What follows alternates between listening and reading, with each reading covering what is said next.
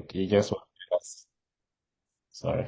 Yeah, you just want to get as many as possible membership from different people so that you can reach out to them at any point because there is a language in our dialect that says that knowledge is not only in someone's head, right?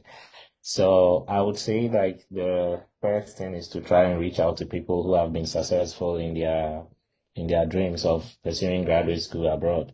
And I think right from there you'll be fine because they'll tell you all that you need. And when you have more people, it helps because if you reach out to person A and person A doesn't respond because they are busy with their daily works, then person B may respond next time person B is not available and is available to just help you out with whichever questions you have.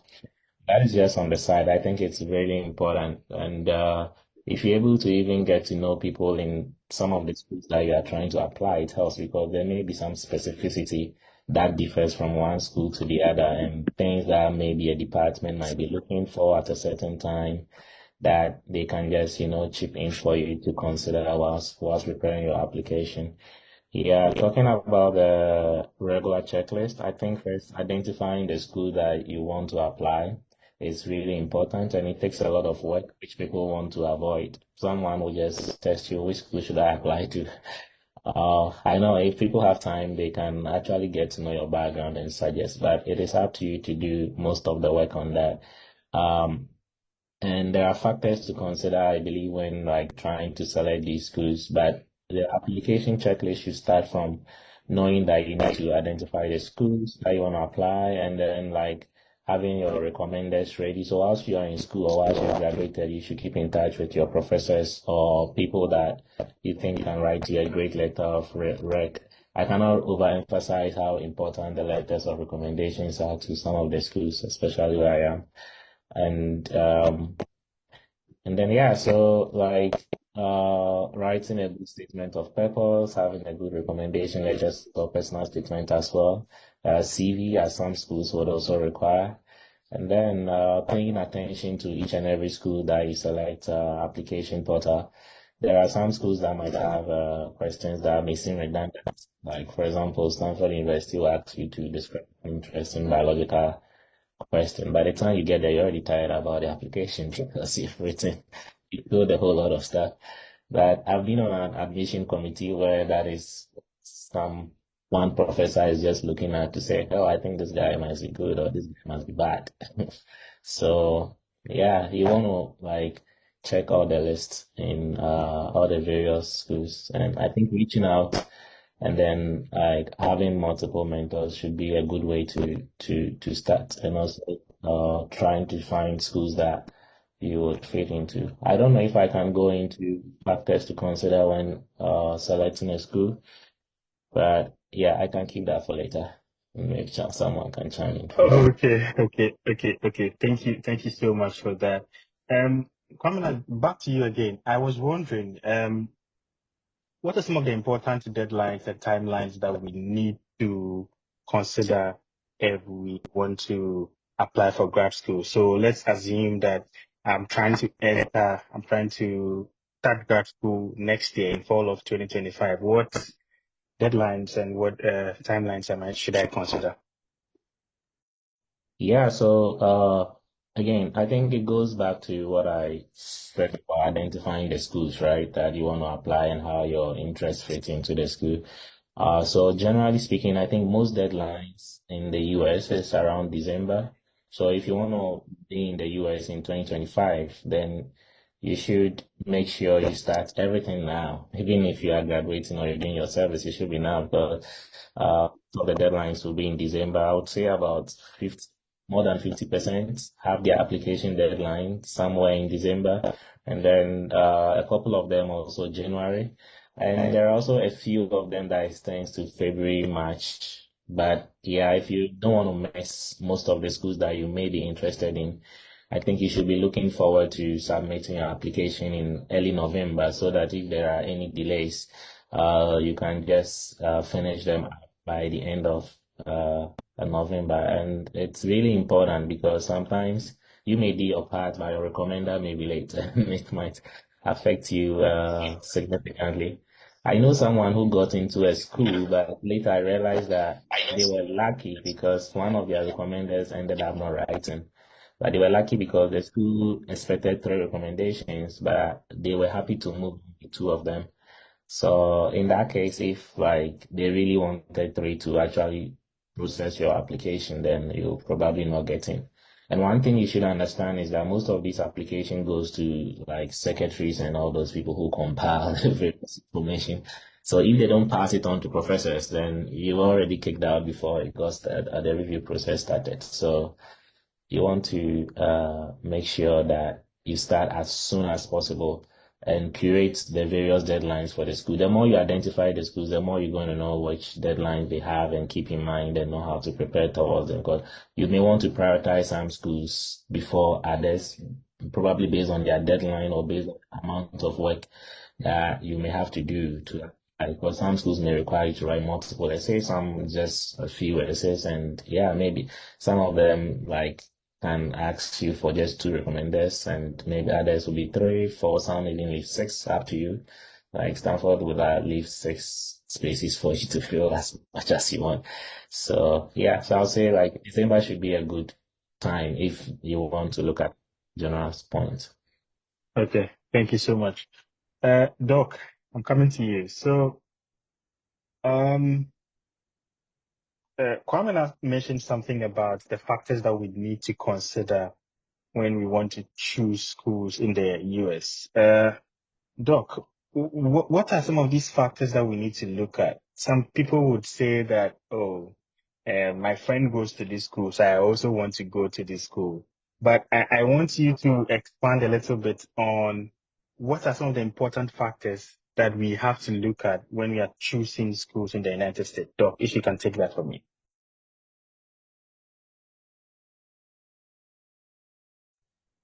Doc Ibukun, can you hear me? Yeah, so I just want to be sure that I'm the one that you're talking about. Oh, yeah, yeah. Sorry. Okay. Yeah, I think one of the things I usually will encourage people to do is try to apply to try to apply to different tiers of institutions. I do know that we all want to study in MIT and Stanford and Pennsylvania State University, but those schools are very highly ranked, and the competition to get into those schools are very high. So it's not that you can't get there, but the chances and probability is very slim. It's not that you can't get there like some of the people that are talking here, they are often there.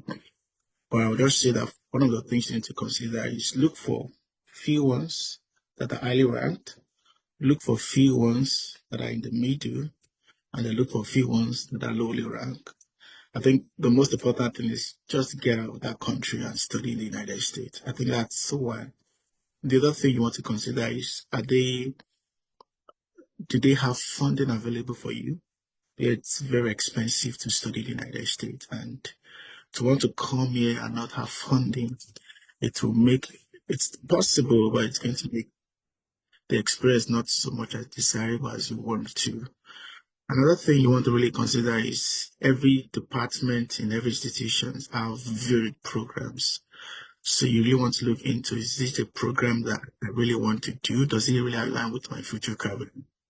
Because you really don't want to do something that will not add to you or will not prepare you for that career in the future that you see. Other things you may also look at is what is their receptibility to international students? Do they have past incidences of not treating the international student well? Or do they have incidents of not following through with their graduate student when it comes to funding and all those things like that? So those are pretty much things you want to look into, especially when it comes to the program specifics. These are very important information that's really going to help you as you begin to pull your materials together. Okay, thank you so much.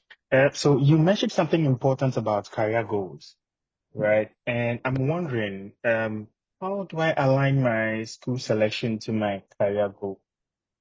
if you were in my shoes as an applicant from Ghana trying to come to the US for graduate school, how would you approach such a thing? How would you approach your school selection with respect to your career goals? All right, yeah, thank you. So there are two approach. The one is the ideal, and the other is the one is the ideal, and the other is the aggressive. So I'll talk about the ideal first, then I will talk about the aggressive first. The ideal is I really want to study this, and I want to get into this. The aggressive one is I really don't care about what I want to study abroad. I just want to leave Africa. I just want to leave Nigeria. So let me talk about the ideal one. You could fall into any of the categories.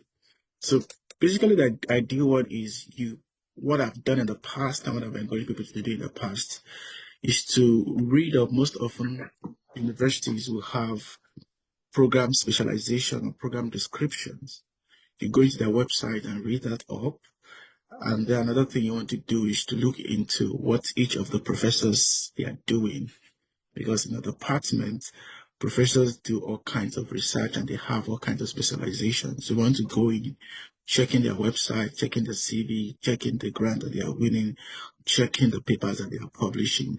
As you begin to look into it, you begin to discover that, oh, this person is doing something that is really, really similar to what I am doing. So on the whole, programs differ from one another. So what some schools focus on differentiate from what other schools focus on. So that's the bigger picture. But on the lower level, what you can also do is to look into what specific professors are really, really looking into. So that's the ideal one. And then once you see one that really aligns with what you're doing, and then you go for it. If you're very fortunate and you're undergoing your graduate school, or one of the things I did when I was, and this is the aggressive part now. That is good, and I will tell you the much more aggressive part. So the aggressive part that is good was I used to be a new dynamics specialist guy, and then when I was in masters, I discovered that not so much funding was available for fluid dynamics and fluid mechanics kind of specialty. I discovered that more of the funding as at then, I don't know what is it now, was more in the materials, characterization, nanomaterials, and all of those things like that, and computational things and all those things like that. So I just knew that if I want to really position myself well, I need to make some kind of adjustment. So what I did was I quickly switched over to materials, and I was beginning to like study materials, all of those things like that to align to what I really wanted. But the aggressive one is you come to a point in your life and you said, I don't really care what I want to study. I just want to get out of the country. So in that way, what you do is to just look for any institution, look for any professor, look for any program, and look at what they are doing. And then think retrospectively of how you could align what you are doing with what they are doing.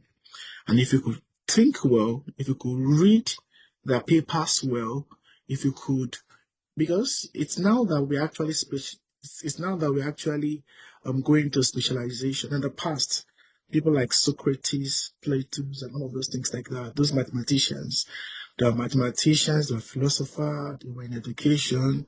The body of knowledge was just one, It's now that we are splitting and all of those things like that. So what I'm trying to say is, no matter what, no matter the program that is advertised, there's a way you could position yourself and write your story in such a way that you can say, okay, because truly speaking, no professor wants to fund you for what you want to study.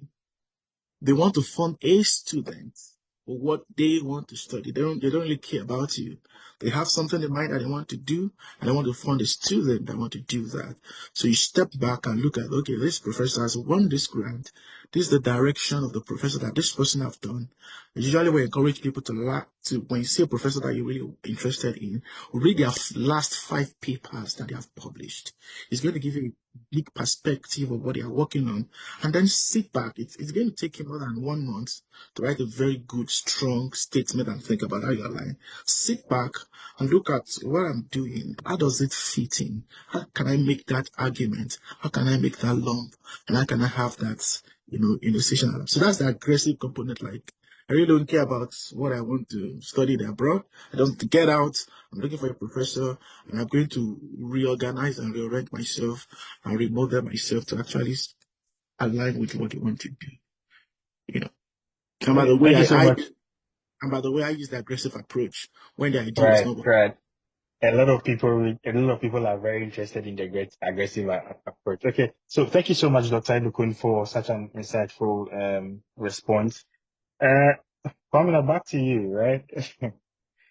Um, so you mentioned something about mentors, right? And I want to delve into cold emailing, and I want to link cold emailing with finding mentors. So I want you to tell me just a little bit about what's a cold email? What is cold emailing, right? And how how do we go about cold emailing professors, and how also can we link that to finding mentors in schools that we would want to attend? Pamela, if you can take that, I'll be very glad.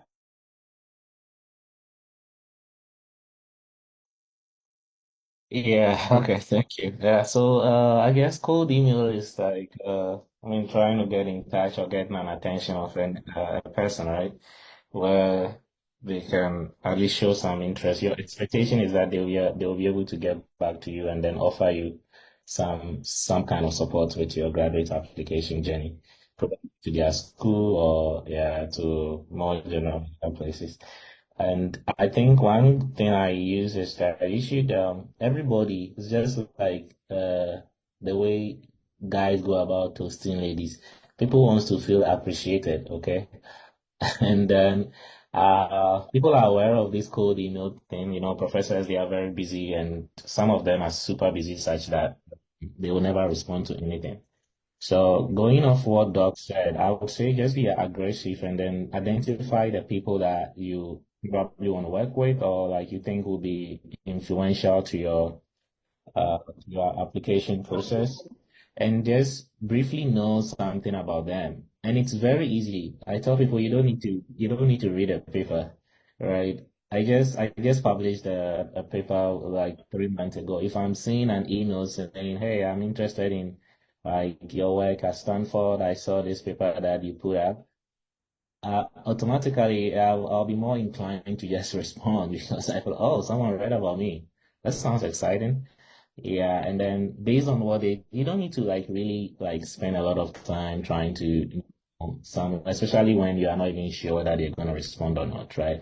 But just be a little bit more specific as to why you are contacting them. Don't be super general or don't be superficial about, hey, my name is this, I'm interested in this program, and I was reaching out to see if there are opportunities. That is vague. It doesn't mean anything to them.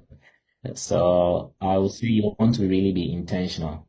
You want to hit on their like soft spot. If like there are something that you've read about them more recently, you could even just chip that in and also like speak about your intentions as to what you want to come do in their lab or their school and how you fit into their program. And if you did well, like I think if you did well academically or like professionally, you can attach your CV and also maybe your transcript just to yeah I think professors are more inclined to respond to people that they think they can get over the line in like some of these applications. They may just look at your CV and then be like, oh, this person must be good. I should respond. I get a couple of emails. Sometimes it's not intentional. It's not intentional not to respond. But sometimes you can see an email and you are likely to skip, and you can see another email and you are more likely to, respond. And I would encourage people to just send cold emails, whether you get response back or not, because sometimes these people are super busy, such that they will never respond, no matter the advice I'm going to give you today, because they don't even respond to their lab members, their own students. Sometimes they forget their emails. So how much more a random person from a different continent reaching out to them. But at least what you do is that you begin to sell yourself. Okay, like no, even though they may not respond, they may still catch your name some way somehow, and they might keep that in memory. And you may never know who you are reaching out to. You may be reaching out to the admission head in a particular cycle. So I remember when I came here for an interview, the assistant admission head, who I emailed and never got back to me, I realized she really read my email and remembered every single thing that was in there. And later, when I decided to rotate with her, even though I ended up not doing that, I found out that she hardly responds to anything. So, whilst I was wondering, saying, "Oh, this person didn't really mind me," but I think some way, somehow, it actually helped because she was able to talk about how I was engaging and I was reaching out, but she never responded to me. So, yeah, that is one thing that I would tell people to just reach out. I Ye- mean, and expect that nobody will respond back, but at least you should just reach out and know that is not a way to get admission. But at the end, you need to still apply. And you don't need their response or you don't need cold emails necessarily, but it could be helpful mm, for your Okay. admission. I just wanted to add a little bit. I wanted to emphasize on the funding thing that Doug probably alluded to. That is really, really important. And there are people who would reach out and say, "Hey, I got admission, and but then I didn't get funding." I feel that is a complete waste of your time because not just are you not going to probably uh, come because of finances, but you are likely not going to get a visa at the embassy.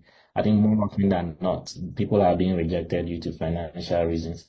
So yeah, if you can strategically be more aggressive and find a course that relates to your interests that is well funded, I would go for it.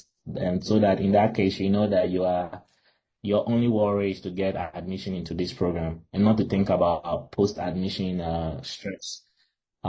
Yeah, so that is what I add. And one good thing about the US, just as I said, like different programs do different things. Like I said, I'm in the biochemistry program, but if not that, I still enjoy biochemistry. The lab I joined had no experience. I mean, the PI had no experience in biochemistry, so it doesn't really matter, especially for umbrella programs. You can find your way doing multiple things to join the program and switch your interest at some point.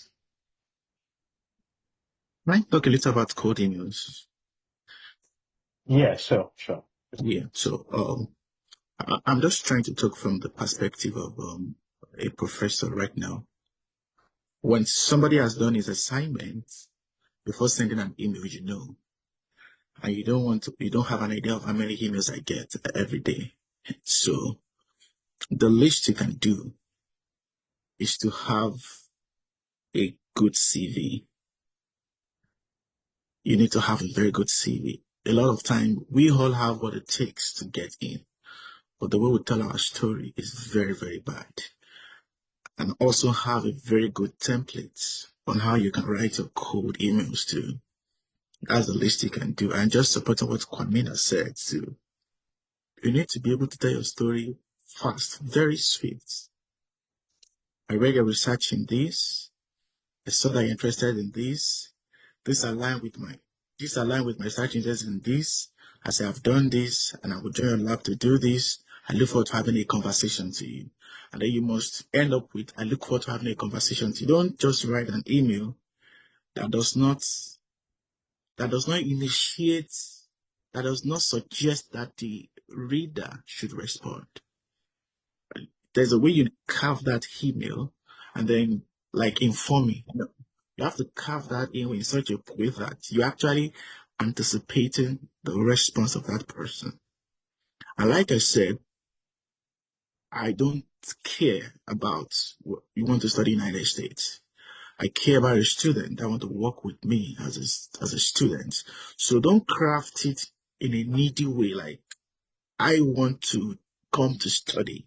Craft it in a way that you are doing something I want to help you with doing. I want to help you to do it, and I'm well positioned to do what you are doing. And this is why, this is how, this is what you are doing. This is how I'm positioned. and this is what I'm going to contribute that you need in your lab, and this is going to be the outcome. And you need to do that in one paragraph, at maximum 2 paragraphs, with your CV attached every time. Because usually people will not, most professors, where they go first is your CV to check what exactly you have done. Because CV speaks about you. And don't lie there. Don't do that. Thank you so much, Dr. Ibukun, for this. That's really good. Thank you so much. Can I add But something yes, quickly there to the factors to consider when looking at this? Because I think this is yeah, very Kwame, important. very quickly. Okay, thank you.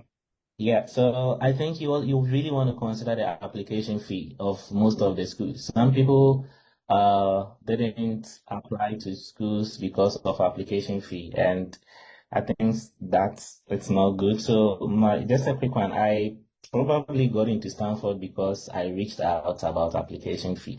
I had the money to pay, but I spoke to my mentor then, and my mentor, I think he wasn't really sure we should want to go to such a school, because the application fee was huge, $125. I don't think you even get that for a national service personnel after a month in China. So, he was like, you want to be practical and, and I could get it because, it's really very difficult to get into a top school.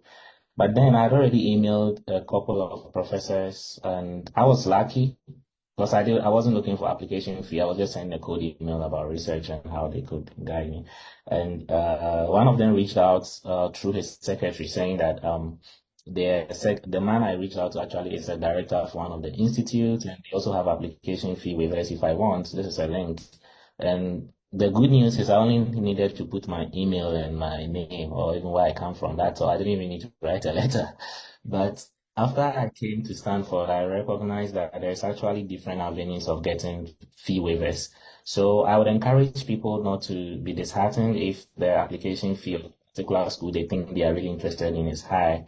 You should always reach out. You can reach out to the students and ask if there are opportunities there to waive the application, reach out to the program directors. Like reach out to anybody that you think could be, if you don't find anything on their website suggesting that you could send an application so they can waive your fee for you. So you just reach out until everyone says no. You need to pay before you take that school out of your list. That's all I needed to Okay, uh, get on. thank you so much, Kwame, for that. But back to you, Kwame. I was wondering. I mean, I just want you to give me from the Ghanaian perspective, right? And I'm asking from the Ghanaian perspective because I believe we have a good number of Ghanaians over here. What are some of the documents that we need, basic documents that we need to be able to apply to grad school in the US? And also, I would like you to speak a little bit. You mentioned something about mentors, finding mentors in the schools you want to go to. Can you speak just a little bit about how do we find these mentors? How do I mean, I made an example earlier. I, I live in Kaswa in Ghana, in the outskirts of Accra. How exactly do I find mentors in Stanford or in a school in the US that I would want to attend? So two questions in one. Sorry, I missed the first one. Yes. So the first one is basic documents that we need to Oh, be able basic to document. apply. Yes, Okay. Yeah, I mean, I think the graduate application is like pretty straightforward. Okay. After you graduate from your university, you don't even need your certificate. I don't know for most schools, but you don't need to submit certificate. So the most important thing you need is your transcript. And during the application, you don't really even need to submit the official transcript. For most schools, some schools will require you submit an official transcript through the school. And different schools will do it differently. Some of them will send it directly. Some of them will put it in an envelope for you to submit. So you need your transcript.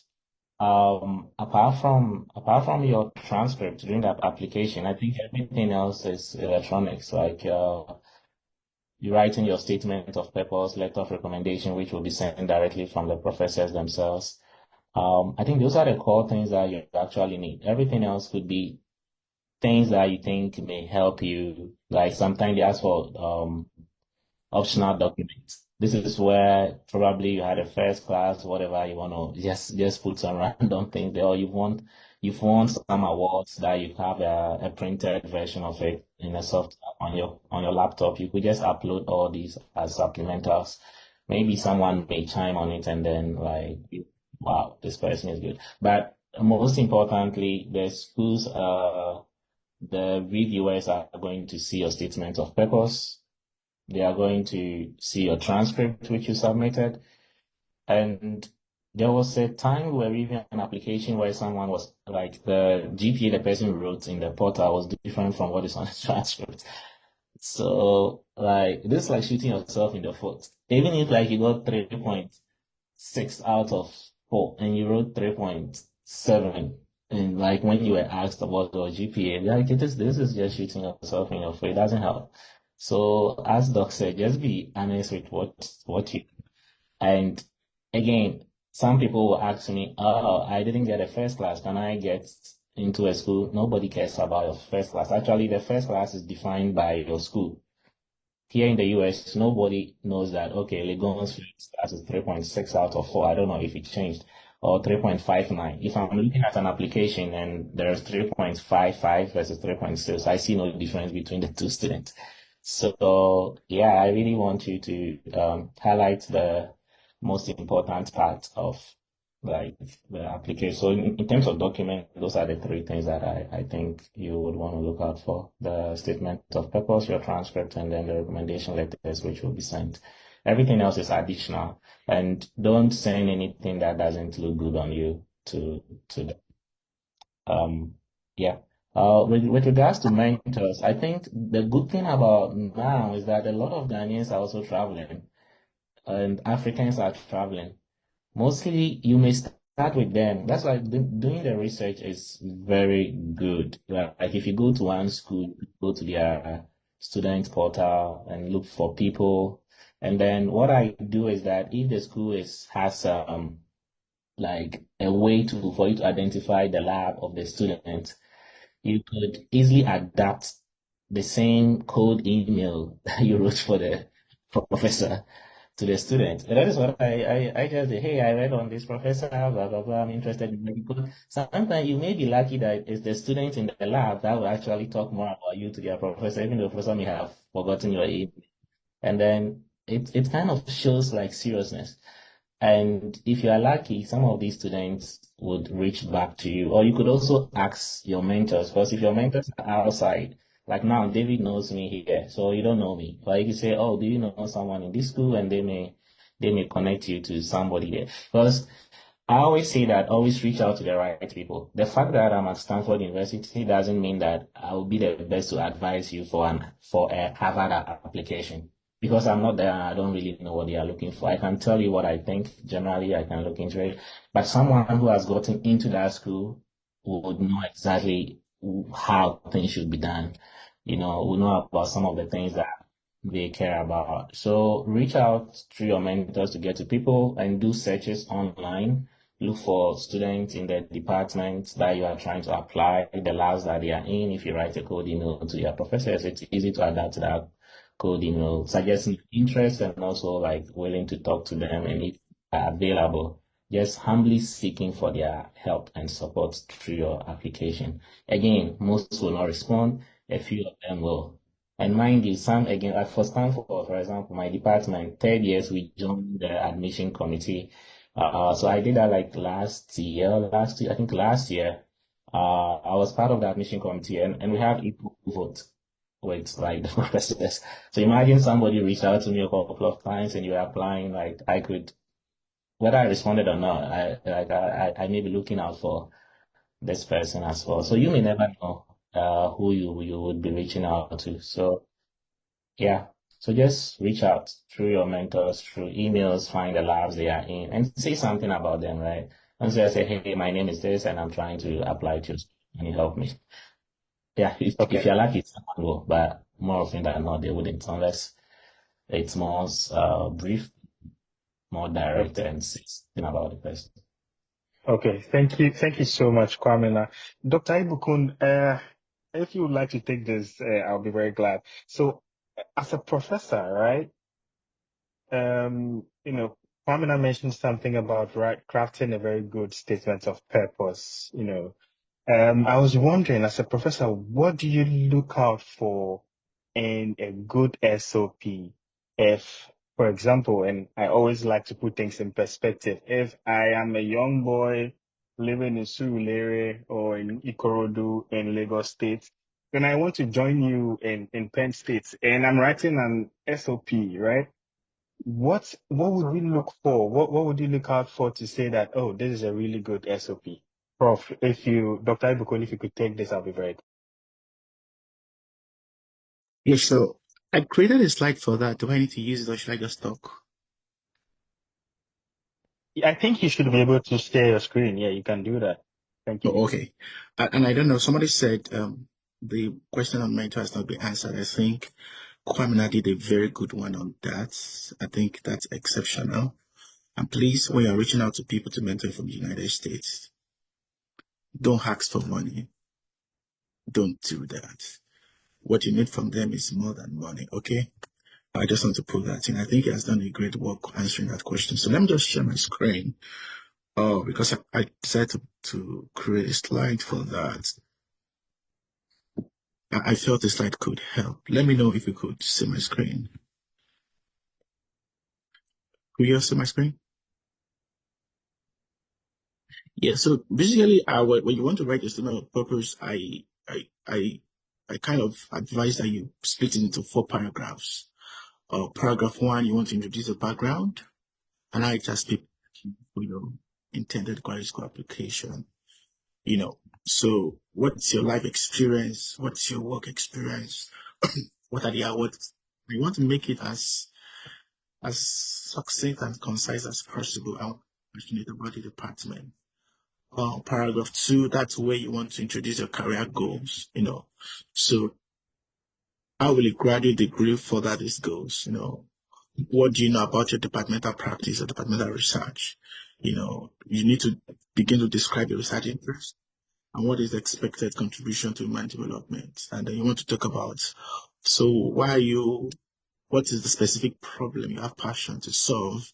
Because, for wanting to come up with a program, one very strong argument we use and I come from Africa is because the institution in Africa don't have such capacity to address that.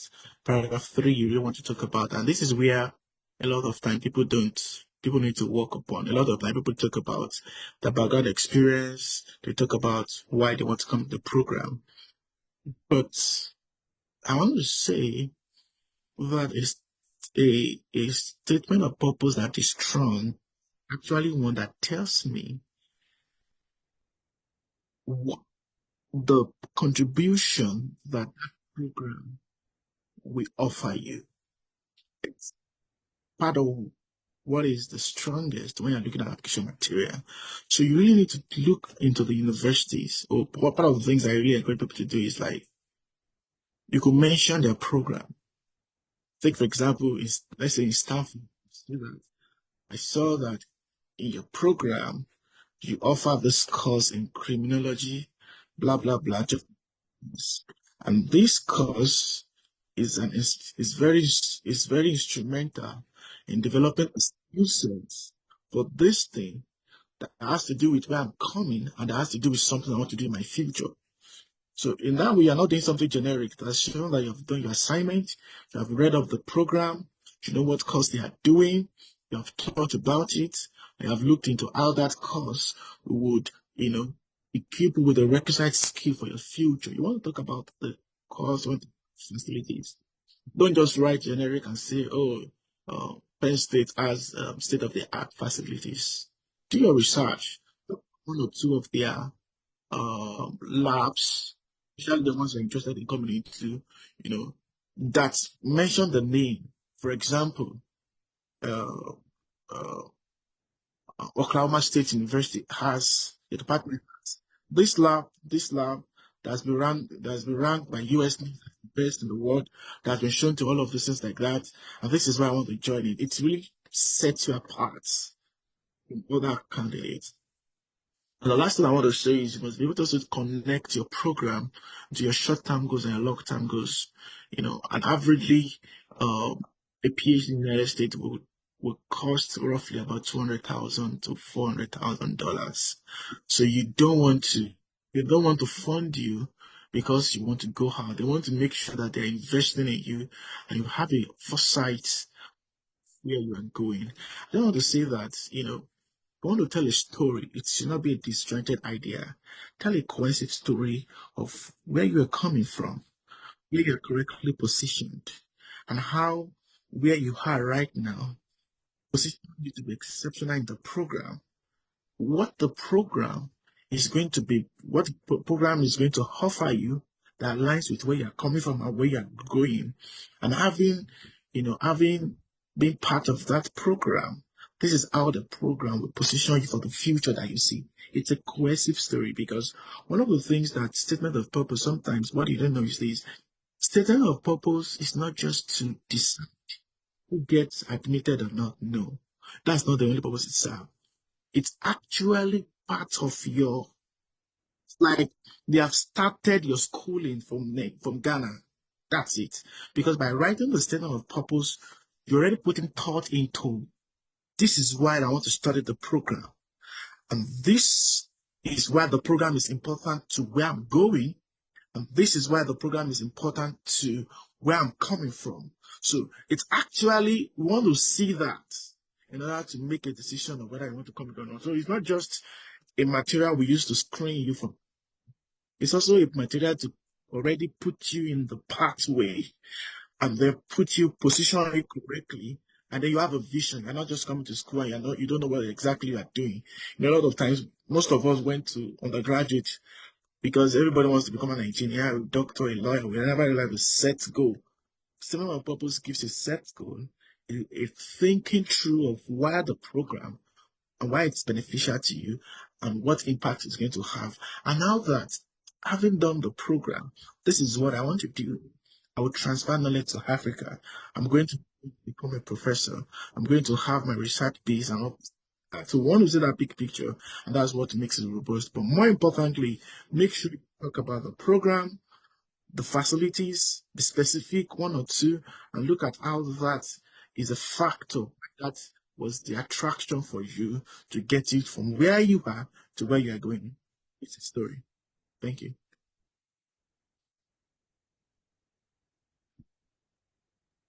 Wow, thank you so much, Dr. Ibukun. That was really insightful.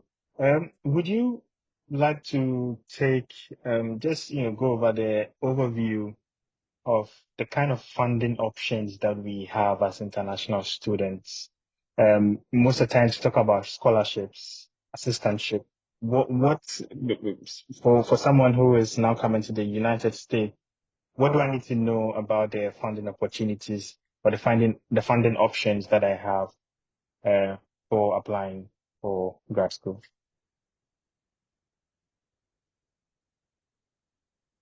Yeah, Doc. Yeah. Oh, all right. Thank you. I think the the the your chances of being funded is higher when you are able to secure the attention of a professor by the cold emails that you said. Or it's not just by the cold emails. Maybe if the professor like announces on LinkedIn, on his or her website, or probably the department announced that this professor won this particular grant, and then you have a conversation with the person. So that is the most difficult route to go, but that is when your chances of being funded is guaranteed. So take for example now, as a professor in Penn State University, I applied for a lot of grants. And usually when you applied for grant, you will state that uh, I will need maybe one PhD or one master's or two PhD students to work on that grant for me. What that means is, well, if I win the grant, I have already apportioned a certain amount in that grant to fund that student. on that project that I want to do. And because I won the grant as a professor, I have the power to hire whoever I want to hire. So let's take an example. I'm writing a grant on AI and how that could be used. If I win that grant and I put it on my website, and then you reach out to me and we have conversations, and I tell you to apply, you are really not competing with 1,000 or 4,000 or 5,000 applicants that is applying to Penn State.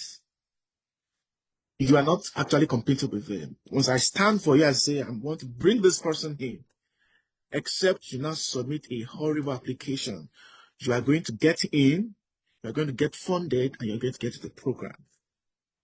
But, taking the time to read about me, to read about the kind of research that I do, and crafting an email that gets my attention, that I will interview you, that is where the hard work is. So it's the difficult way to get it, but it's the surest way to get it.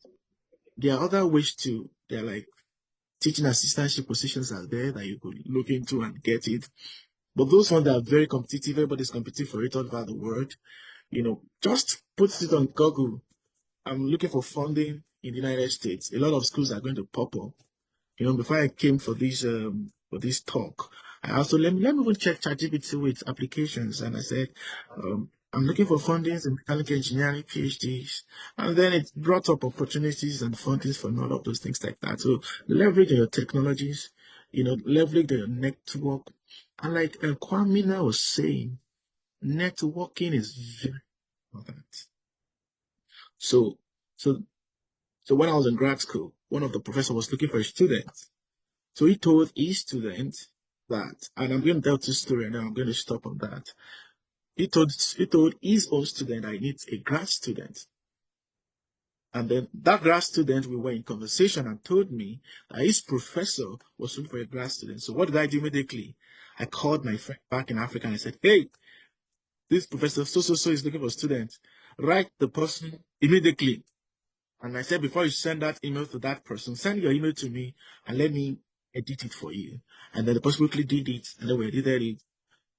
The remaining is history. This person graduated from this summer just because he's in a relationship with me. And the other one is when you are in grad school and you're a very good student, and that's why sometimes you need to be exceptional to when you study in the United States. When you're a very good student with exceptional results, professors are going to tell you that, I like your outcome in my lab. Do you have students that you can recommend? When I was a grad student too, my professor told me that he's looking for students that if I have anyone that can be recommended to come to their laboratory. But at the same time, if you are not this serious person, if I have not mentored you, if I have not shown aggressiveness and excellence in your communication with, I'm not going to recommend you. Because once you come in and you don't perform well, your materials is not good enough, you shut the door on another person coming from Africa. So just keep the communication link in. A lot of people are here. Joseph is here. People from Joas Consultancy is here. Kwamina is here. These are potential mentors for you if you can leverage that opportunities and have conversations with them. So I think I've exhausted that, and we could keep talking on it over and over again, but these are ways where you can go. And by the way, when my professor told me that I needed a student, I told someone I apply, and then the person wrote an email, and then my professor was not talking about it. And later I asked my student that somebody actually applied and wrote you an email, and my professor told me that I received thousands of emails from people that wants to have this opportunity. I can tell when somebody have done their own work or not. So what does that mean? That person did not do his own work and he lost that opportunity. So mentoring is key. Teaching assistant is there. We have all of these Fulbright scholarships to Chevening scholarships and all of those things are there. But those ones are very highly competitive because they are competing with everybody in Africa. ECOWAS is there all over the world. And that's all I just want to say. Okay. Thank you so much. Dr. Edukun, would you be willing to share the slides that you used for the presentation on SOPs? Yeah, sure. Yeah, thank you. Thank you so much. Okay, so Kwamina, Senior Kwamina, back to you. Um, I want you to talk about just a little bit about what are some of the key tips, right, that we need to add to our application to enhance, to make it stand out as we are applying. What if you were to talk to your younger self applying from Ghana, right, or applying from wherever, what would you tell your younger self to do differently? Kwamina, if you can take that, that'll be very good. Yeah, I think that's the comprehensive overview, and especially the statement of purpose and the CV. I would, I don't know if I have much to add. I would just say you need to check out the boxes because people care about different things. And they don't know who is going to review their application and what they care about. Sometimes the things they care about doesn't make sense. Others to make sense. There was a new PI on the committee that was like, oh, I think this guy is good because they did the undergrad in Yale. And the head of the department quickly said that doesn't count as evaluating the student. So yeah, so I would just encourage people to point out everything they've done. Sometimes, like, you need to ask yourself every single sentence that you are putting in the statement of purpose. Does it help you? Does it make you look competitive? Does it make you look unique? These are the two things I thought. If the sentence doesn't add anything to these two things, just remove it. Like sometimes people can be a bit negative in their statement. It may be true, but it doesn't help you. Nobody's going to admit you out of sympathy and say, "Oh, this person said they lost their mom, and then due to that, they failed their final year." So nobody's gonna admit you for that. But if you are saying that to show that, oh, after all those challenges, you're able to overcome them and still maybe graduate from the school, yes, then it's a way of showing resilience, and that is one factor that people would be looking for. So just make sure every single sentence is demonstrating your interest in pursuing the program, your motivation to do a PhD, is showcasing your resilience. It's also signaling to them that you have mentorship experience. You are someone who is very engaged and highly focused. Um, the other thing that I will add is that know where you are applying to and what they care about, and try and like look at what you have and position yourself to what they care about. I always use this illustration for people that if I'm going to apply for a cleaning job, I cannot go and talk about the fact that I can show a CV that shows, oh, I did undergrad in Legon and my chemistry, or I got a first class or a second class. It doesn't matter. I need to start talking about how well I take good care of myself, my environment, how I don't really like dirt, even the single amount of dirt on my table can like get me paid off. So I want to make sure that everything is right. So these professors, I think, are more interested in who is smart enough to do the work they want them to do. Ideally, that is it. Even if they tell you that, oh, you can actually do whatever you want, at least on the application stage, especially for umbrella programs, some people would apply, and it's so sad. Someone can be very good, and then they will be listing professors that are in a different program while they're applying to another program. These professors are just going to look at this thing, and I feel like from a humanitarian point, they are just going to reject it because why should we bring someone in who is not really interested in it? So I think it's really important to check out the boxes that Doug enumerated. Don't forget to showcase that you have some mentorship skills. Don't forget to show that you are really interested in the program by highlighting some of the things that the professors do and how they align to your future interests. And yeah, tell a good story. Tell a good story. Every statement in that SOP or personal statement should Mm. should be very positive about you being a very competitive student and it's you being unique. If you read a Okay. sentence and it doesn't answer any of these two statements or align with it, just it means it needs to be taken out. Mm. Okay. Okay. Thank you. Thank you so much, Kwamina. Thank you.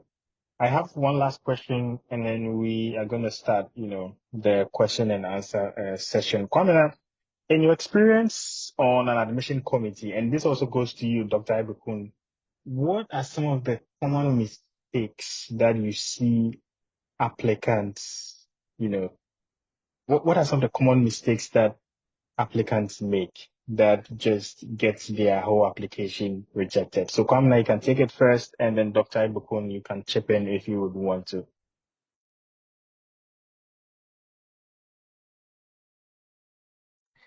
Oh yeah, in terms of mistakes, I would say from I don't know because, but I would say, for example, when it comes to recommendations, I would always encourage people to care more about the content than the personal writing it. I always tell people that, I mean, it's important if you got a recommendation from a Nobel Prize winner, for example, right? Because once a Nobel Prize winner, anybody was like, oh, wow, this student must be good. But think about it, to be fair, I don't think people even care or know about our Ghanaian professors. Nobody cares about them to be like, this is so someone will say, oh, I got a professor to recommend me. It means nothing because of even how the US like identify their researchers and professors. Everybody here is a professor. Like you start as an assistant professor, then you get promoted to become an associate professor, then you become a full professor at some point. But then in Ghana, I think the assistant professorship stage is what we term as doctor. We specifically call them doctor, and then when they become associate professors. So, like, these things do not really matter. Of course, if I'm reviewing something, like if I went to Legon, I'll be interested to see who is recommending you. But most people here don't care about the people back home, and they may not even know them to begin with. So what I'm saying, if you're not really sure about what somebody is right for you, I don't think they are the good person for you to go to because it's very important. I have one student that to date she's not been admitted yet, and I still can't explain why because I've seen all her documents and I think everything looks good. It looks way better than so many students that have gotten admission here. And so my guess is that it may be coming from the recommendation letters that she's probably getting.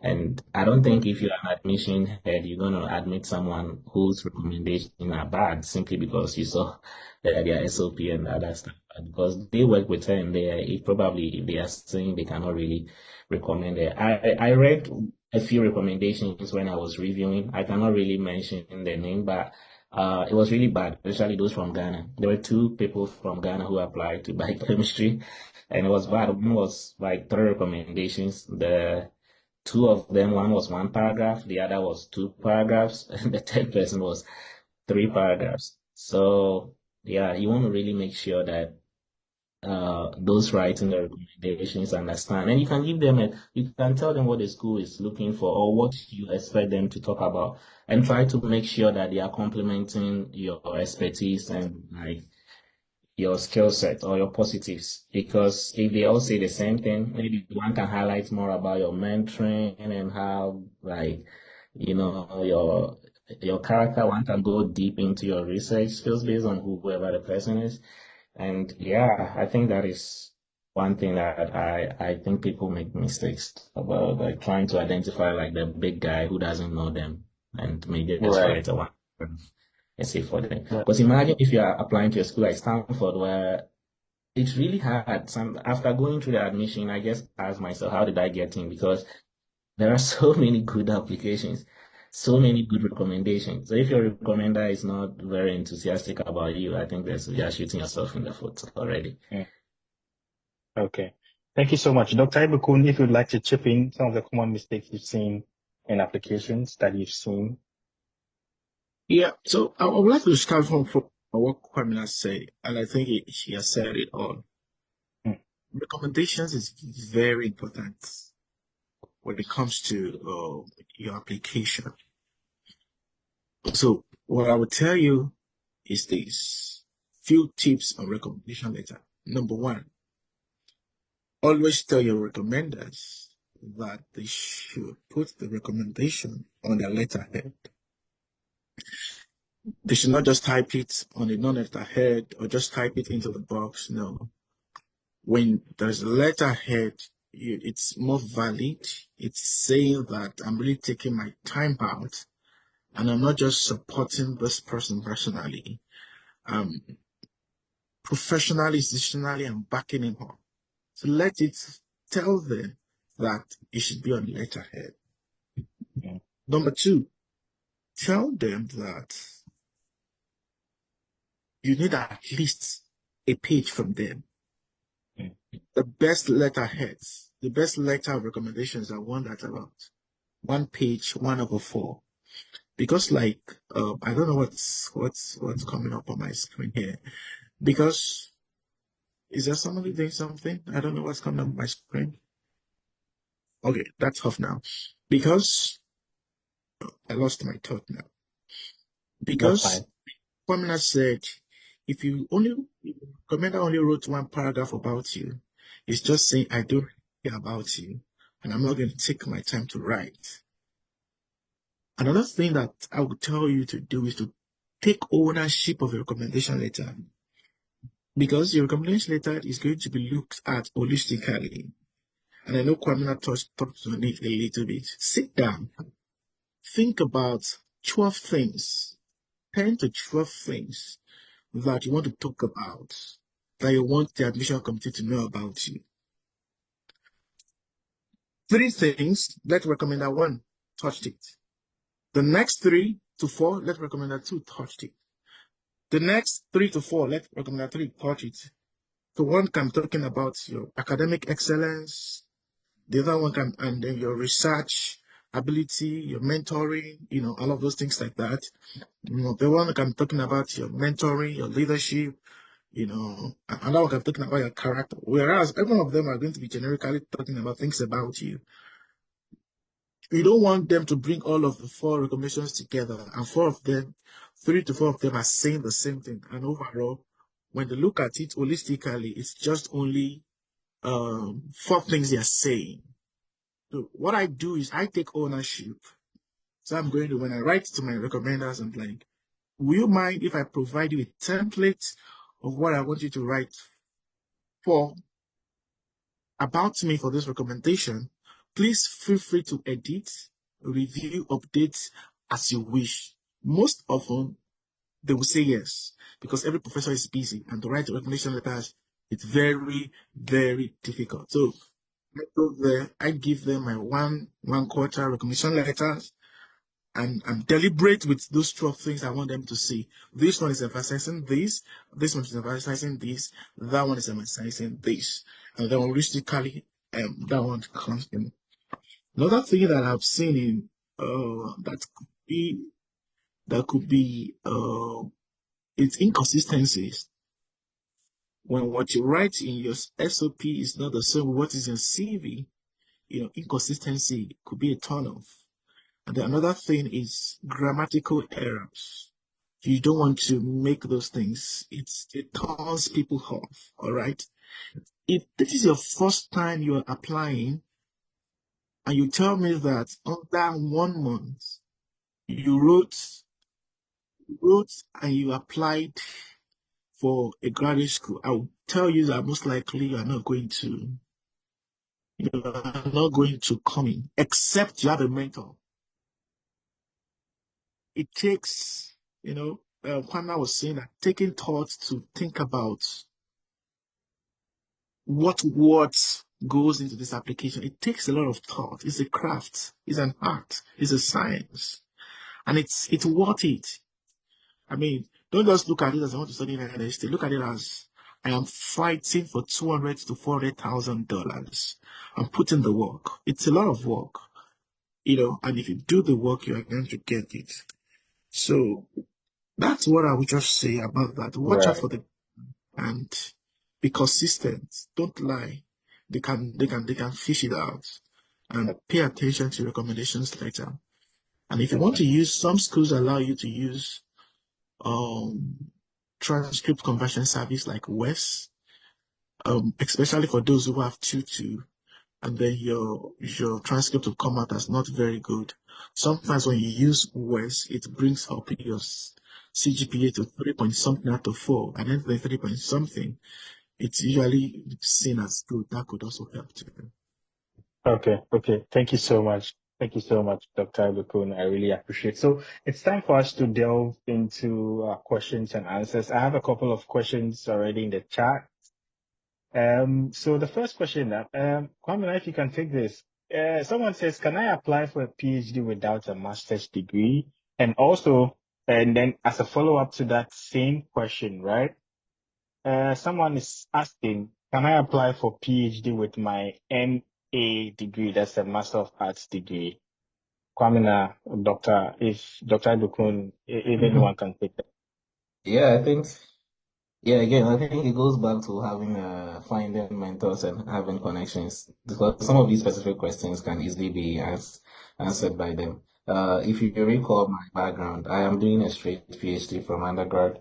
So yes, you can do a PhD without a master's, but it also depends on the program.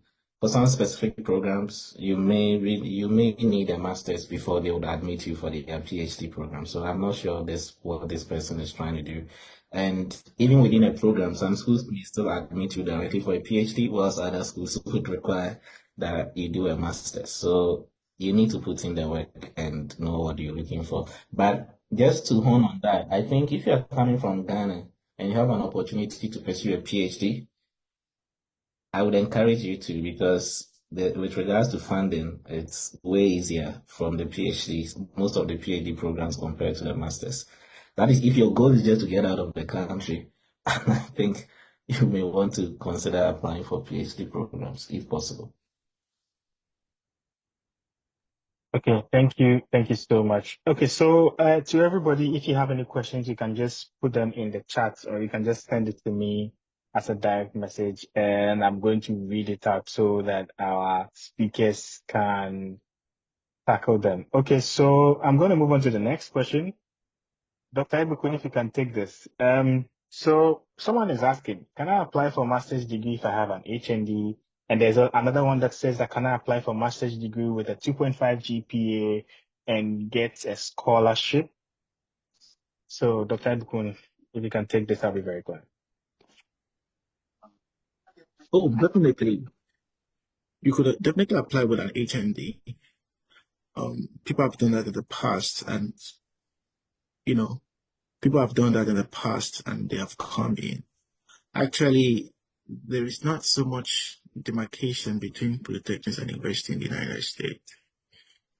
However, you might also want to make inquiry from the institution that you're applying to.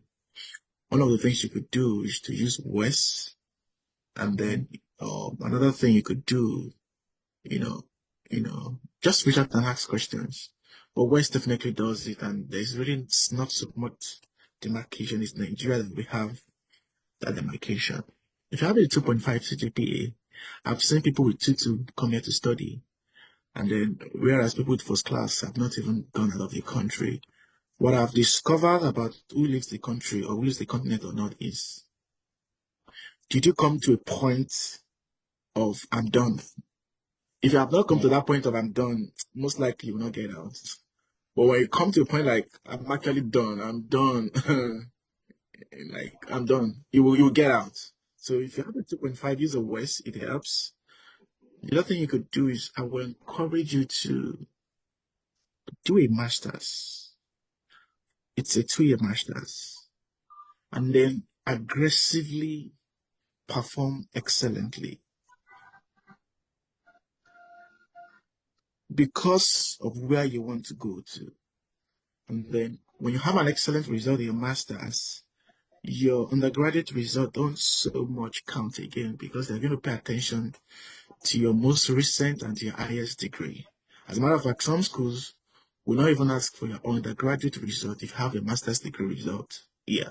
So you could do a master's, and why I'm saying I do a master's is Kwamina also noted that it's easier to get funding for your PhD than for your master's. It's not that you cannot get funding for your master's, but seeking funds for a PhD. And let me explain why it's easier, because you may not understand why it's easier. So as an assistant professor, if you are going to have promotions, if you're going to get tenured, part of the things they will look into is how many PhD students were you able to graduate? Or how many PhD students were you able to mentor successfully? Some will say one, some will say two. It varies from school to school. So because of that, they give priority to funding PhD students. The other thing is usually when you're just coming for the first year, you are still just learning, you just came from Africa, Ghana, Nigeria, wherever you're coming from, Cote d'Ivoire. You're just learning how to do research. You are just understanding. But most people coming from Africa, except our exceptional genius, your first semester, you're just trying to like, what's happening here? Bridging the gap that exists between the curriculum in Africa and the one in the United States. So it takes almost 6 months to 1 year to actually know what you are doing. And then after a master's, after 1 year, you're already done. So I only invested in you. I didn't gain from you. But if it's a PhD and it's about 3, 4 years, 5 years program, 6 years, 7 years program, sometimes I know that if I invest in you, put in all the resources, all how to do research, how to undertake these things in you. For 2 years, you are learning, you are getting through all of those courses, and coming my materials. I have 4 years to benefit from you.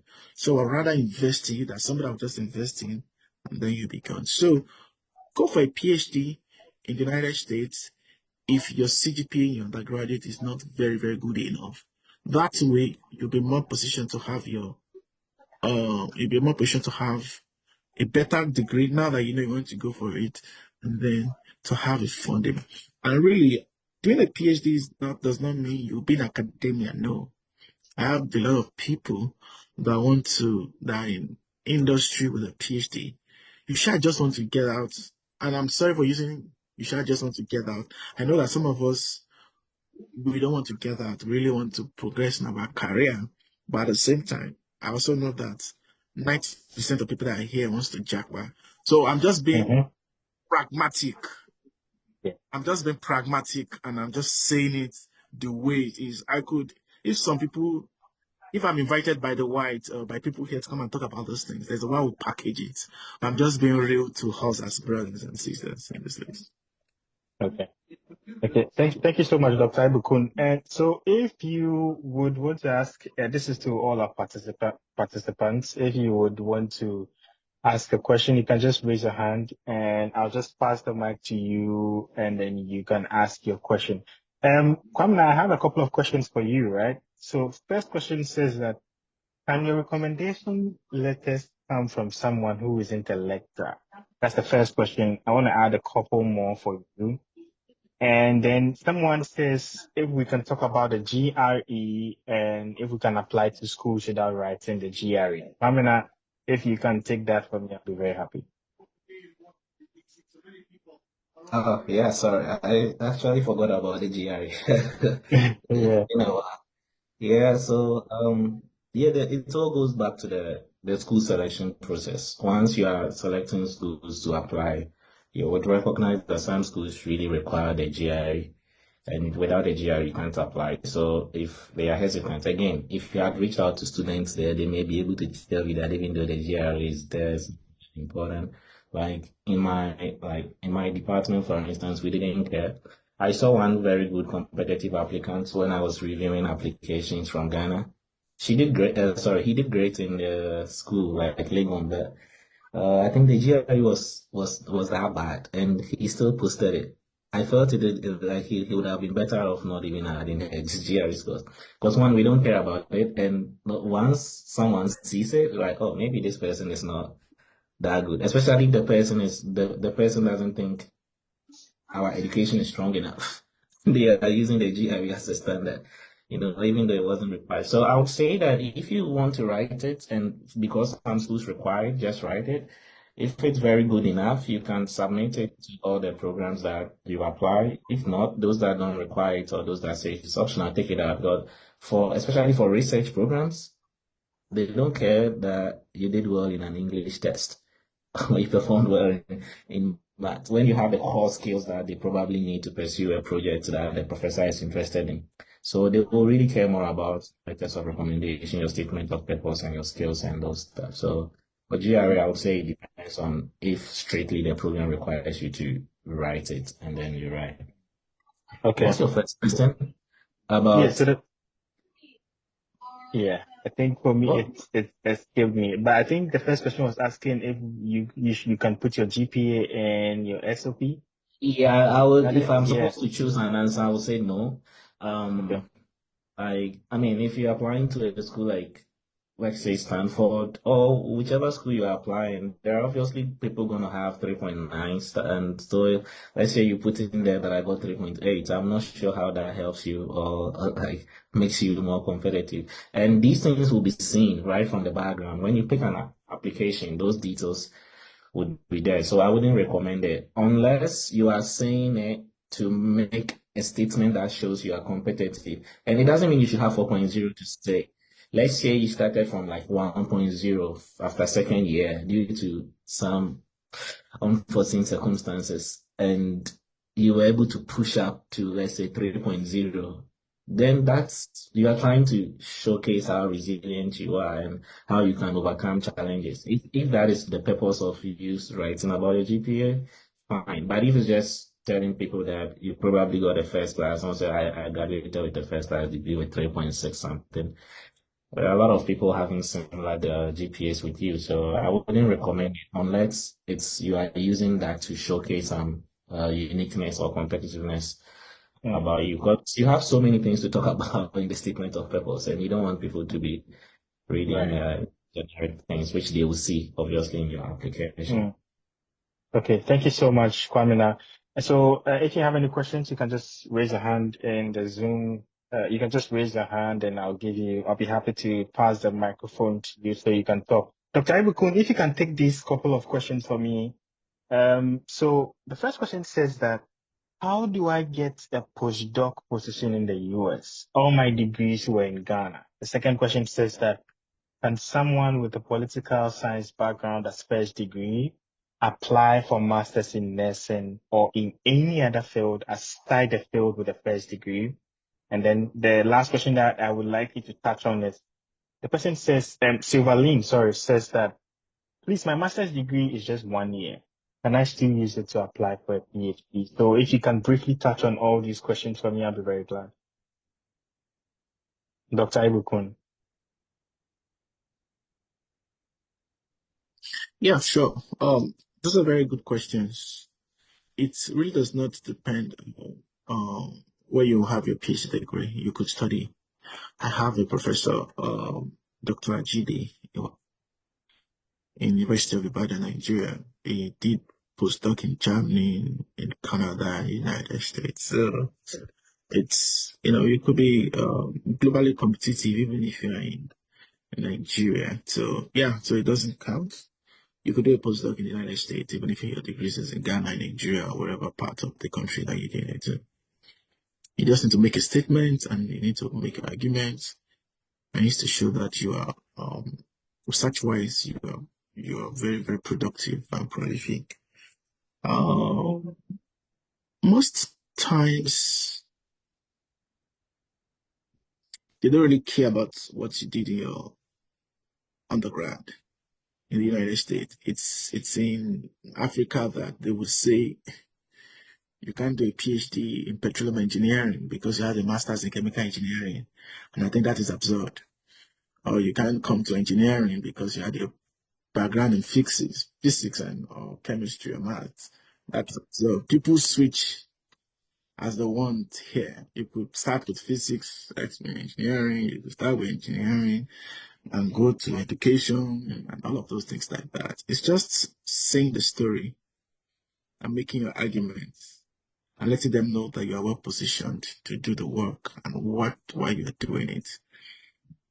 But you wouldn't you really have to make a case, especially when you're coming to specialized field, of how the switching will not affect you or will not be a disadvantage to your productive work as an academic student in the United States. But people do it all the time. What I did for my PhD was not what I did in my master's. So definitely it doesn't count. The last one, 1 year masters, the masters. I've seen people who did a 1 year masters and they got in the United States to study. UK too does a 1 year masters, so it doesn't count.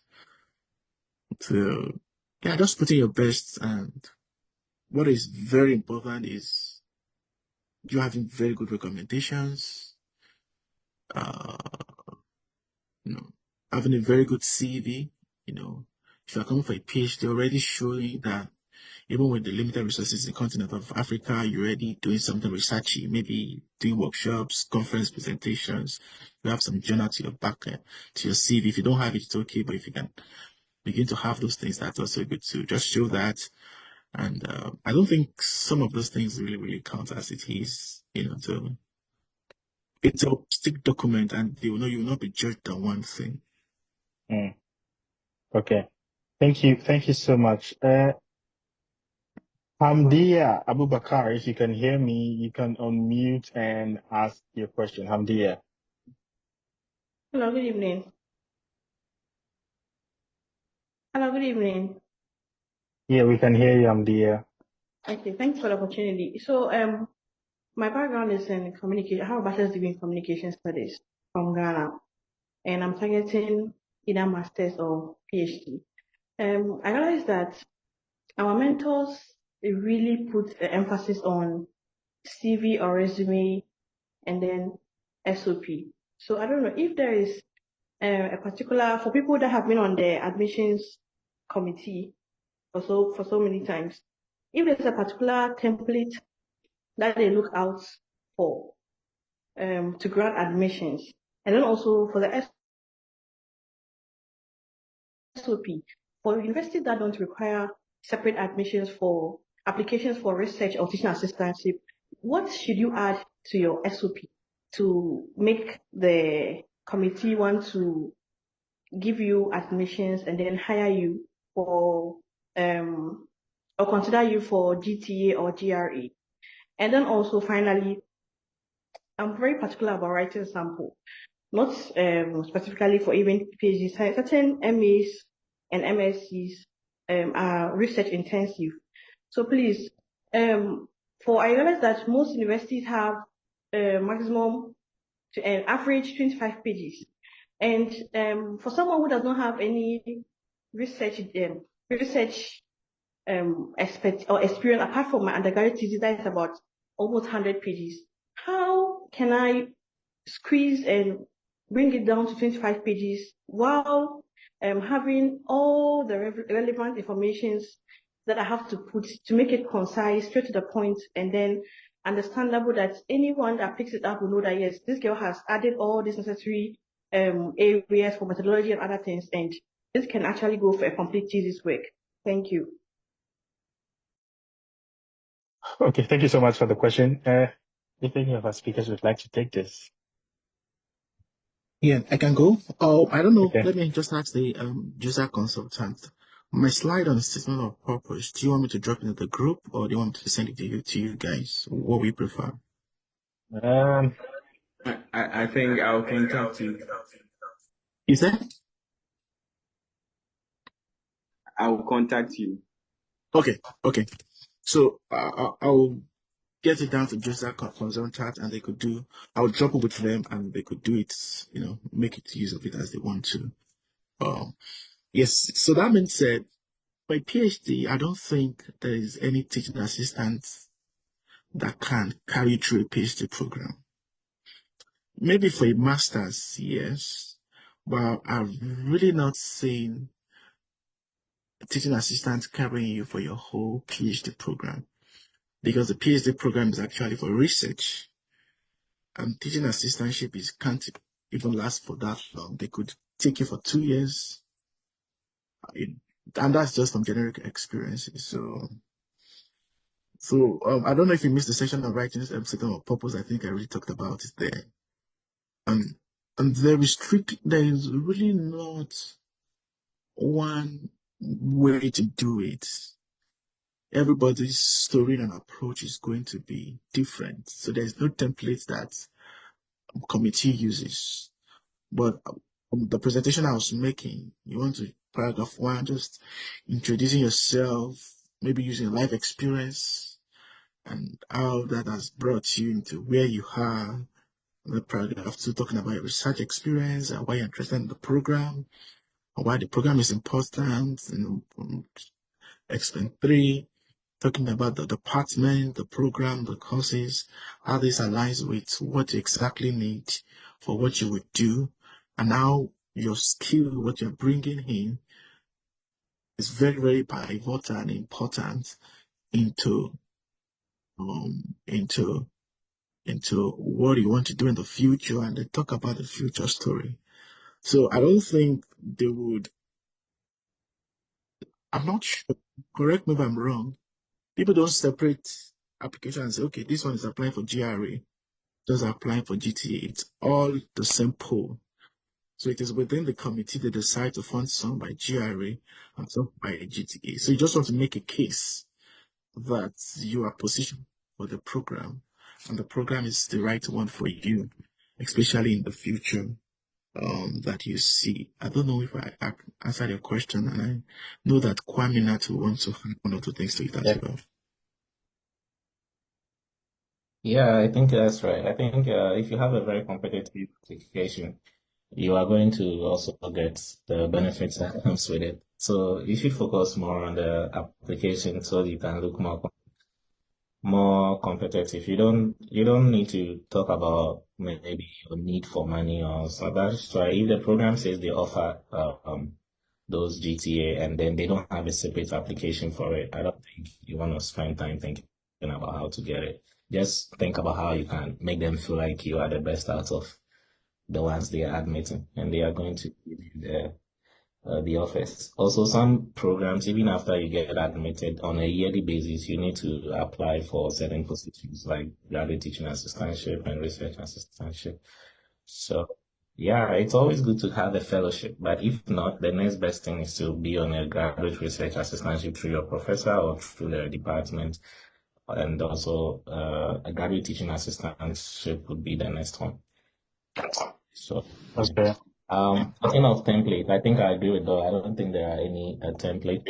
And I think Hamidia spoke about trying to summarize her thesis into Yeah. 25 pages. Yeah, I think you should be able to summarize everything you've done, even in a paragraph to someone, Mm. if Yeah. needed. Yeah, it's a skill that might be difficult, but I think with time you can begin asking yourself about, what did I try to do? What is the most important thing? What do people need to know? If you had to tell your research to your grandmom, what are you going to tell her? Yeah, you can start looking at some of these things. Like you have an audience where you have a Nobel Prize winner sitting there, you have your grandmom sitting there, and you want to make all of them understand what you did. I think if you go about it that way, you would be able to realize that some of the things may not be really important to your thesis if you are trying to summarize it, and remove them. And also, I believe you can get help directly from those that Yeah. mentored you in your thesis as to how you can go about summarizing and what you should highlight. Okay. Thank you. Thank you so So, much, Kwame. There was a can question in the group. There are a couple of questions in the group. Right. Someone said they did medicine. Mm-hmm. So for medicine, I would say they should reach out. I can connect them to a few people here who did medicine. There is one professor at Washington University. I was trying to get the name, but I forgot. He has the similar route. He did medicine in Legon and then later did a master's and something here in the US. And he's doing great. He's now a professor and also a medical practitioner at WashU. When I remember, if the person reached out to me and I remember, I can send it. Okay, that's good. Thank you. Dr. Ibukun, you wanted to say something? yes, on the manuscript writing, I think That's a good question. That's where to start from. If you have 3 research questions, just ask yourself, which of these research questions is the most important? Then pick that. And then what I would just tell you to do is just that 100 page, just copy it and paste it, and then begin to cut down, wherever it's in, whatever write-up is outdated, citation that is outdated, any method and all of those unnecessary stuff, just cut down. You will definitely go from 100 very easily to 50, And then the best way to write a manuscript is to read manuscripts. So if you read close to 10 manuscripts, especially when you know where you want to publish, then you have an idea of what you should write and how you should write it. So start from reading manuscript in your field that you want to publish in. And if you look at it, really, your thesis is in the section of your manuscript writing. It's always with introduction, literature review, your methods, your results, your discussion, your conclusion, and whatsoever. So your thesis already is in that format of your manuscript. So read a lot of manuscripts, and then that will position you well. And then you yourself decide that, okay, I have 2 or 3 such questions in this study. That's like 2 manuscripts. So split into 2, have 2 manuscripts, cut down. And I'm not saying that you should copy paste your manuscripts and publish. No, I'm just saying that is where you should start from. It's your work. And then once you have that 50 pages, then you can begin to rewrite, can begin to update citations, they can begin to review and all of those things like that. And definitely every professor in Africa wants to publish a work. If you tell them that you want to publish on thesis, and this is what you have, if you're just saying with word of mouth, they won't respond to you. And say, this is what we have, I'll be able to reduce it down to 50 pages or 30 pages or 40 pages, updated the citations. This is my first time trying it. I seek mentoring. Can you pick it up from here? They will guide you through the processes, but you need some sort of mentoring to help you on that. Okay. Thank you so much.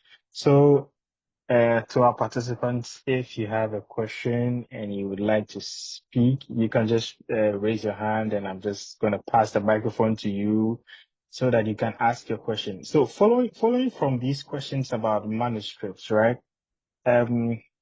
Someone is asking, what about those who did not, so the question really is research mandatory if you're applying for a master's program? That's one question.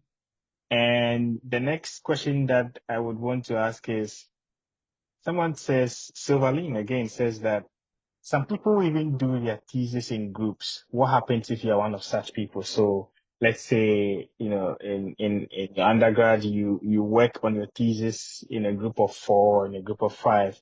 How do you present such work as yours in applying for grad school in the US? So 2 questions: is research mandatory, and how do you present thesis that was done in groups? Anyone can take it for me.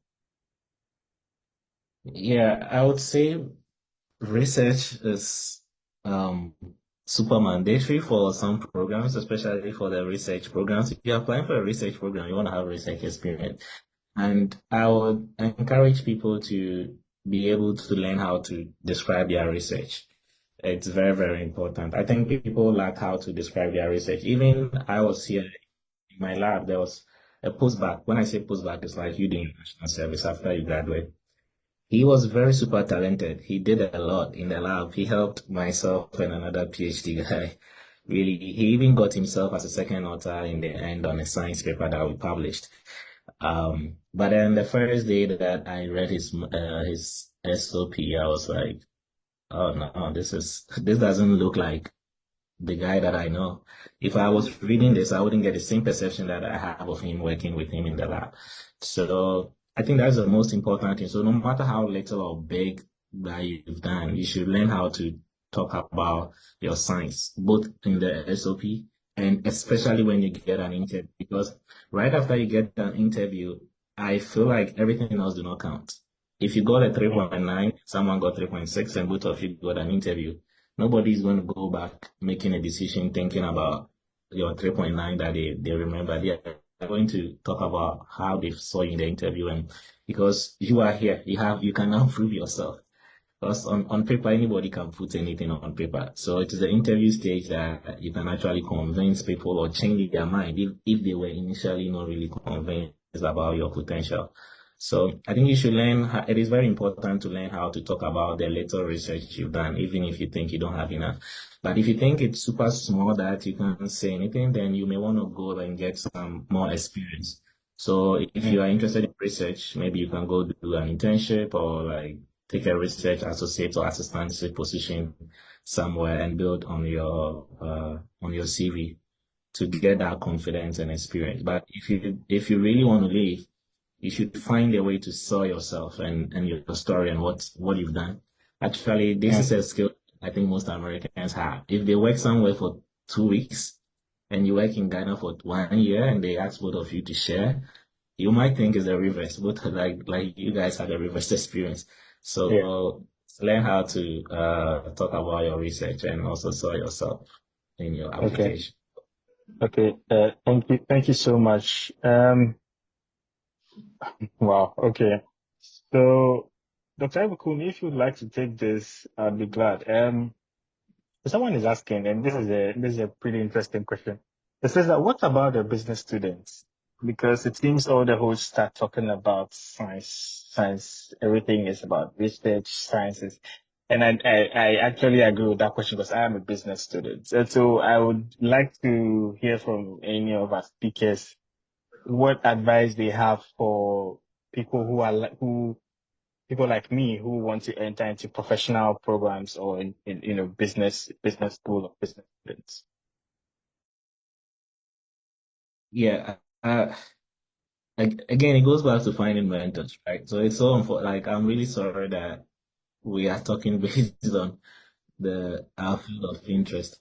But I think it's also similar. I know people who did business administration in Legon, and most of them are here. I know with the business concentration, there are different things you could do, whether you want to focus on accounting, finance, and all these stuff. There are a couple of, I think there are a lot of people who did business that find themselves in Georgia State University. So I'm sure if you go to Georgia State and they have a people profile, you can reach out to them. And again, the schools and the programs differ.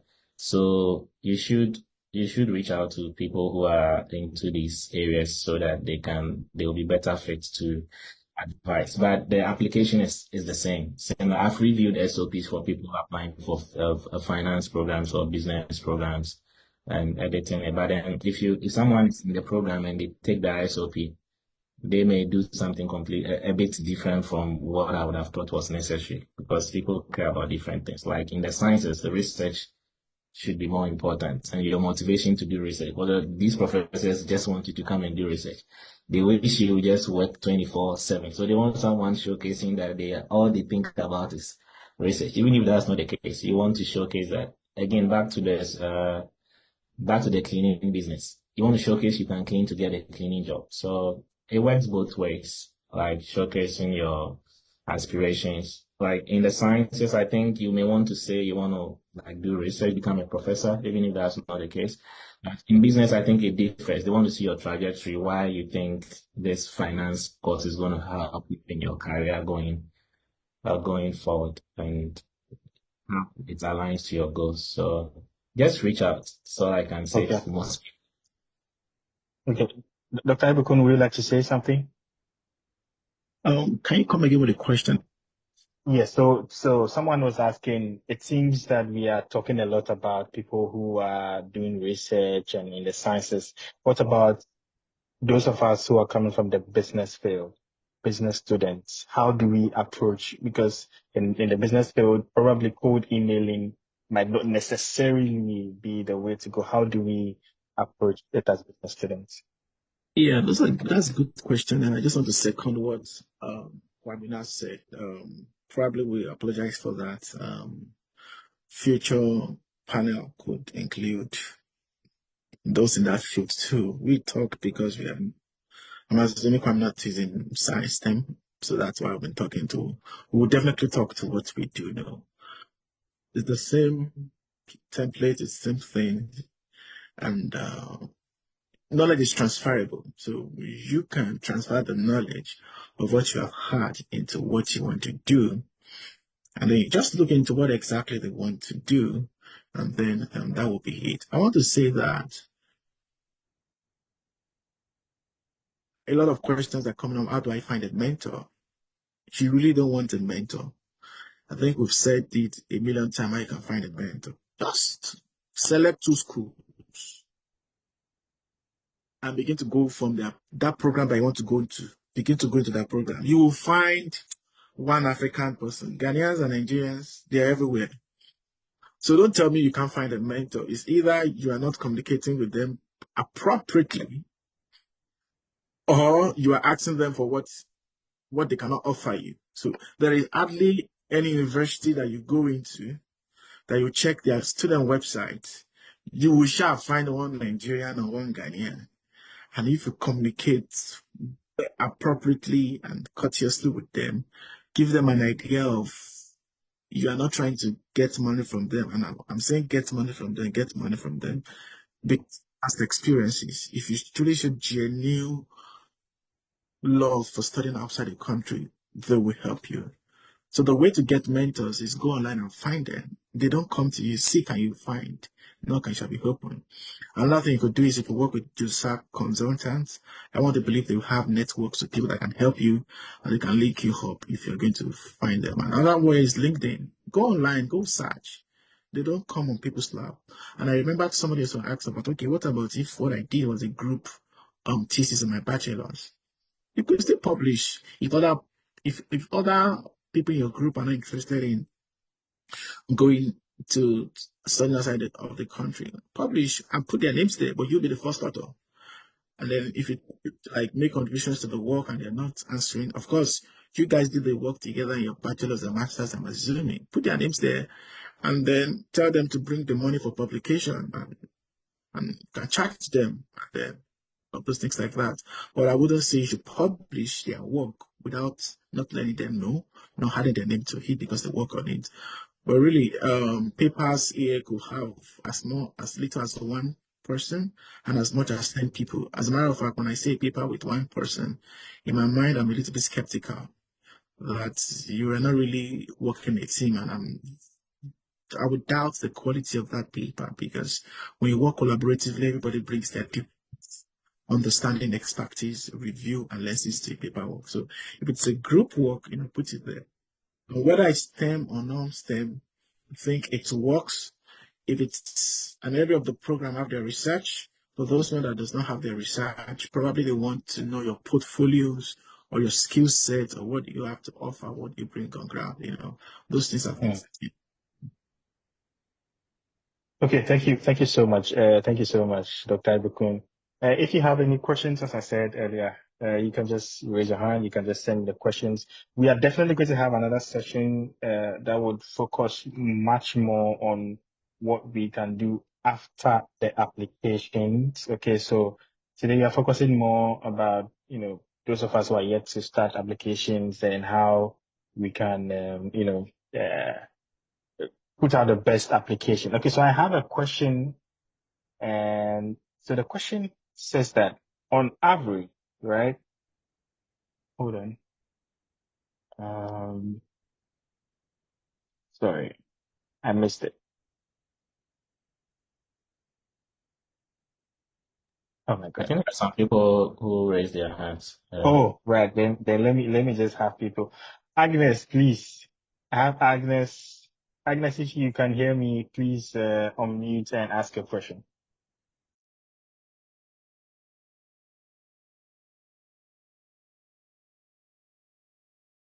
Okay, I think Agnes is not hearing me. I really hope I don't mess this name up. Felipe Simon, if you can hear me, please unmute and ask a question.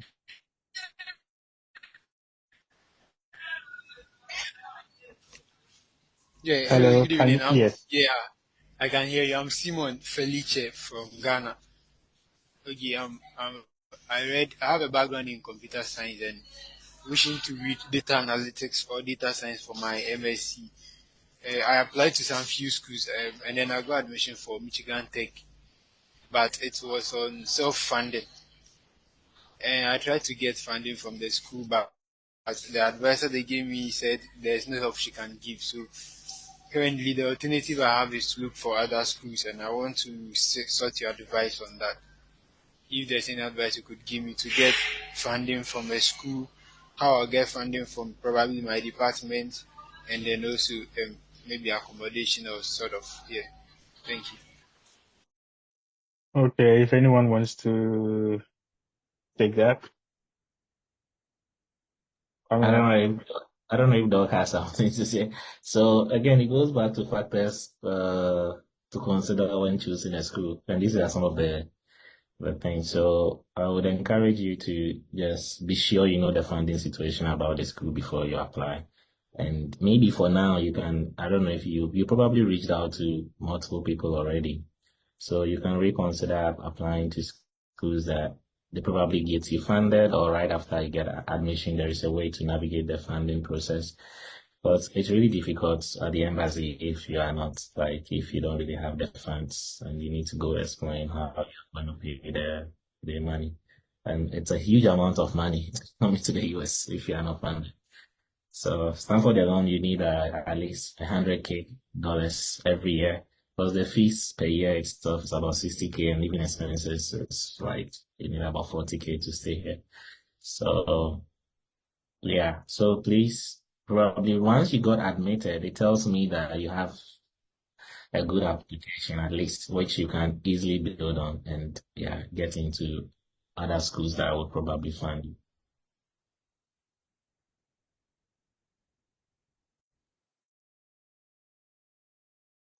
Okay, thank you so much. We Yeah, plan if I get it to, right, yeah, okay. is Ballistics in the United States?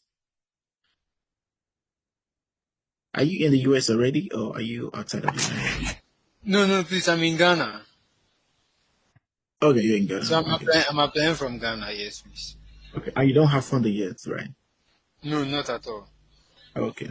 I wish you the best then. Thank you. Yeah. All right, so we plan to jump off the call in a few minutes, just maybe 5 minutes. Watson, if you can hear me, Watson. All right. Good evening.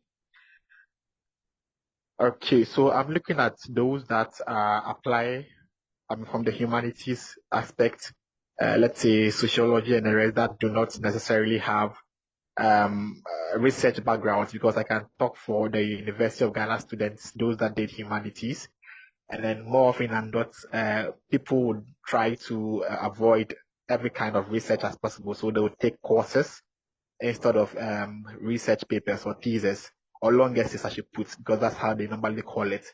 So for such people who would want to study in the United States, because automatically they wouldn't want to work with professors that have research backgrounds or papers, so cold emailing them is not going to work. Are there other kinds of university-wide scholarships or university-wide assistantships they can offer? Because I was in such a situation, and then I applied for some university-wide offers. It was very competitive. So, I mean, I have got feedback from a few, and I haven't got feedback from some. I was fortunate also to have gotten a first interview, and I've gotten a follow-up. So what does it mean for such people?